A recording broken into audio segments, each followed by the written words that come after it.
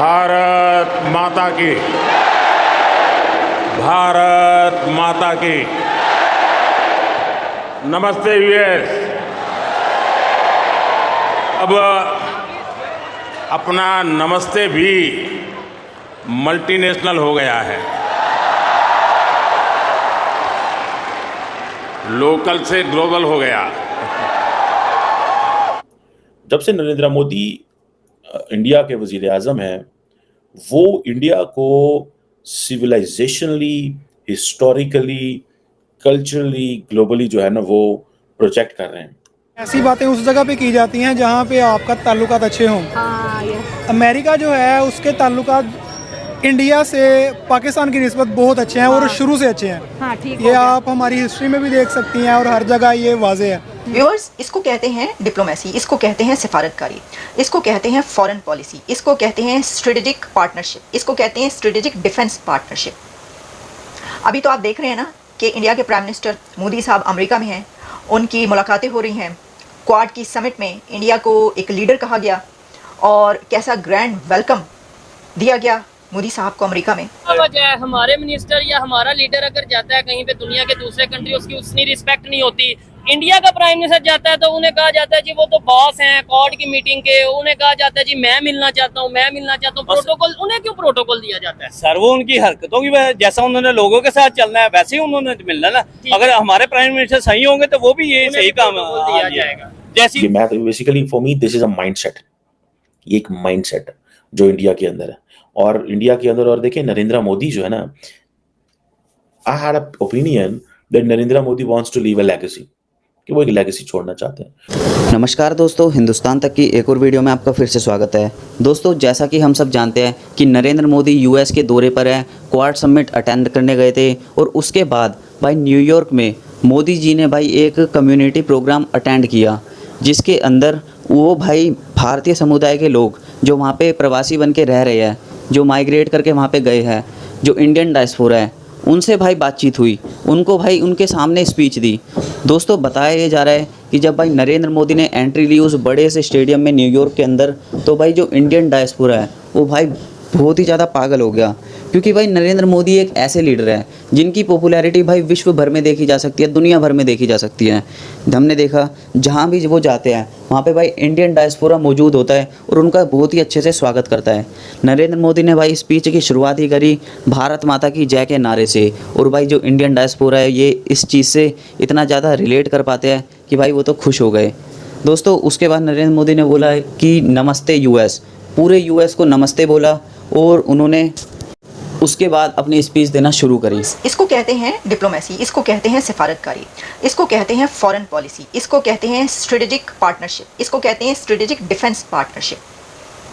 अभी तो आप देख रहे हैं ना कि इंडिया के प्राइम मिनिस्टर मोदी साहब अमेरिका में हैं, उनकी मुलाकातें हो रही हैं। क्वाड की समिट में इंडिया को एक लीडर कहा गया और कैसा ग्रैंड वेलकम दिया गया मोदी साहब को अमेरिका में। और कोई जैसे कहते हैं ना, ये जो क्वाड की मीटिंग हुई है इसमें कोई ऐसी बात सामने नहीं आई।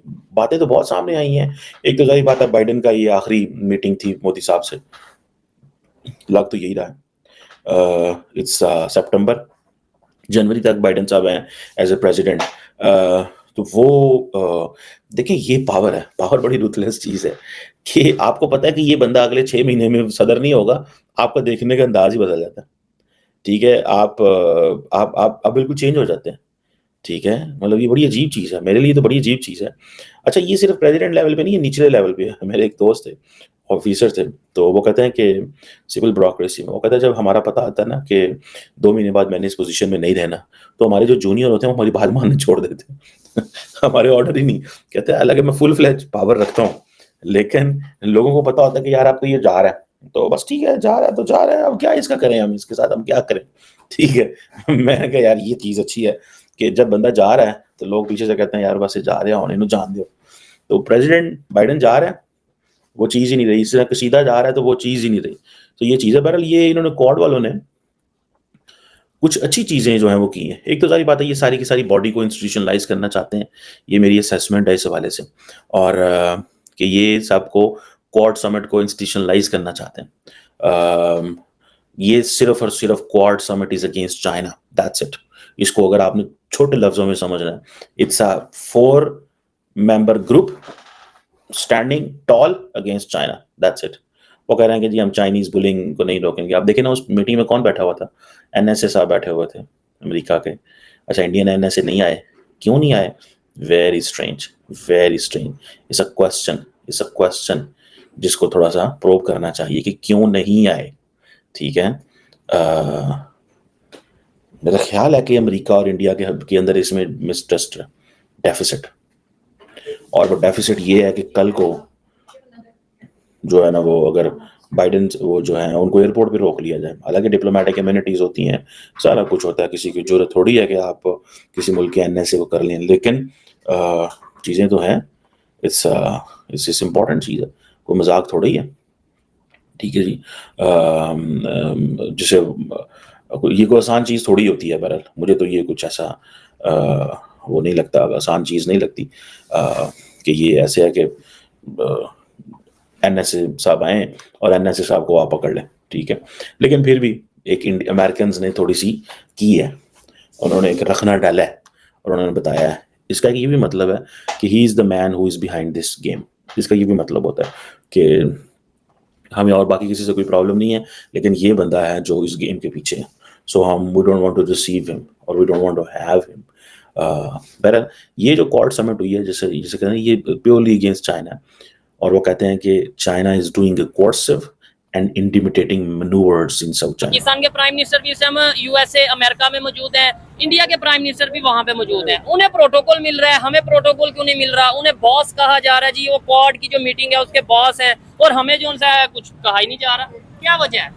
वजह बेसिकली ये है कि जो से हमारे हुक्मरान है ना, जो से ठीक है, वो बहुत ही गंदे तरीन इंसान है। ये बताएं, पाकिस्तान के प्राइम मिनिस्टर भी इस टाइम यूएसए में मौजूद हैं, अमेरिका में मौजूद हैं, साथ इंडिया के प्राइम मिनिस्टर भी नरेंद्र मोदी इस टाइम अमेरिका में मौजूद हैं।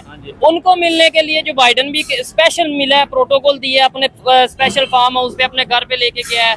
और अगर ट्रम्प की बात करें, जो कि पहले प्रेसिडेंट रह चुके हैं, अभी शायद आने वाले टाइम पे प्रेसिडेंट बने, वो भी कह रहे हैं कि मैं इंडियन प्राइम मिनिस्टर को मिलना चाह रहा हूँ। पाकिस्तान के प्राइम मिनिस्टर 3-4 दिन हो गए वहाँ पे मौजूद है, ना वहाँ पे उन्हें जो बाइडेन मिला ना ही ट्रम्प मिला। क्या वजह है? वो सर इसलिए गए, वो सिर्फ अपने मुफाद के लिए गए हैं। ये गरीब लोग जो खड़े हैं इनके लिए थोड़ी गए हैं, वो तो अपने मुफाद के लिए गए। $7 बिलियन हमारे लिए, वो $7 मिलियन वो अपनी गाड़ियों के लिए लेने गए। सर ये आप कैसी बातें कर रहे हैं? मिनिस्टर या हमारा लीडर अगर जाता है कहीं पे दुनिया के दूसरे कंट्री, उसकी उतनी रिस्पेक्ट नहीं होती। इंडिया का प्राइम मिनिस्टर जाता है तो उन्हें कहा जाता है जी वो तो बॉस हैं क्वाड की मीटिंग के, उन्हें कहा जाता है जी मैं मिलना चाहता हूँ, मैं मिलना चाहता हूँ। प्रोटोकॉल उन्हें क्यों प्रोटोकॉल दिया जाता है? सर वो उनकी हरकतों की वजह, जैसा उन्होंने लोगों के साथ चलना है वैसे ही उन्होंने मिलना ना। अगर हमारे प्राइम मिनिस्टर सही होंगे तो वो भी ये सही काम दिया जाएगा। जैसी हरकतें वैसी, जैसे माल होंगे वैसे ही आपके साथ काम होगा ना। अगर आप अच्छे माल करेंगे तो जन्नत में जाएंगे, बुरे करेंगे तो दोज़ख में जाएंगे। अच्छा, कंसेप्ट हमारा ये है, अच्छे करेंगे लेकिन हम करते फिर नहीं है। शायद सब दोज़ख में जाने के लिए तैयार है। नहीं, क्यों तैयार है? ये लोग अगर हम लोग जाएंगे ना, गरीब लोग अपनी मजबूरियों की वजह से जाएंगे, उन्हें कोई मजबूरी नहीं है। ये अगर मिलियन आए या 7 मिलियन आए या 12 मिलियन डॉलर, $7 बिलियन जैसे जितने भी, वो सिर्फ अपने मुफाद के लिए। ठीक है। अच्छा दोस्तों, ये जो न्यूयॉर्क के अंदर कम्युनिटी प्रोग्राम हुआ था उसका नाम था मोदी एंड यूएस प्रोग्रेस। इसके अंदर दोस्तों ये बातें की गई कि भारत और यूएसए के जो ताल्लुकात है वो कितने ही ज़्यादा मजबूत है। ये भाई हमेशा ऐसे दोस्त हैं जो एक दूसरे के साथ खड़े रहते हैं, और आगे भी भाई इन दोनों कंट्रीज़ के बीच के जो रिश्ते हैं और मजबूत होते नज़र आ रहे हैं। हम जैसा कि जानते हैं कि भाई बाइडेन साहब के जो कार्यकाल का अंत होने वाला है, अब वो मतलब नए वहाँ पे इलेक्शन हो गए, तो इसके बावजूद भाई जब नरेंद्र मोदी वहाँ पे गए तो भाई बाइडेन साहब उनसे भाई भाग के गले मिलने लगे। मतलब आप देख सकते हो कि मोदी और यूएसए के प्रेसिडेंट के बीच में कितने ही अच्छे ताल्लुकात हैं। दोस्तों, भारत एक ऐसा देश है जिसके रिलेशनशिप हर एक कंट्री के साथ अच्छे ही होते हैं। चाहे हम बात करें रूस के साथ, मतलब भारत एक ऐसा देश है कि वो सभी देशों के साथ बना के चलता है, उसके किसी भी देश के साथ कोई मसले नज़र नहीं आते। यही बात है कि भारत की तरक्की में सभी देशों का हाथ भी बताया जा सकता है, क्योंकि भाई जब तुम्हारे रिलेशनशिप दूसरे कंट्रीज़ के साथ अच्छे होते हैं तो तुम्हें काफ़ी चीज़ों में सपोर्ट भी मिलता है, चाहे बात हो इन्वेस्टमेंट की, टेक्नोलॉजी की या और भी कई चीज़ों की। तो ये भाई अच्छे रिलेशनशिप की वजह से भारत को काफ़ी ज़्यादा बेनिफिट मिल रहा है। दोस्तों इस प्रोग्राम के अंदर भाई नरेंद्र मोदी जी ने यूएस और इंडिया के बायलैटरल रिलेशन, स्ट्रैटेजिक पार्टनरशिप और डिफेंस कोऑपरेशन की बात करी। उन्होंने बताया कि भारत और यूएस कितनी तेज़ी से प्रोग्रेस कर रहे हैं, एक दूसरे का साथ दे रहे हैं। दोस्तों यही होता है जब दो बड़ी बड़ी कंट्रीज़ आपस में मिलती है, दो सुपर पावर एक हो जाती है, तो भाई पूरी तरक्की तेज़ी से होती है।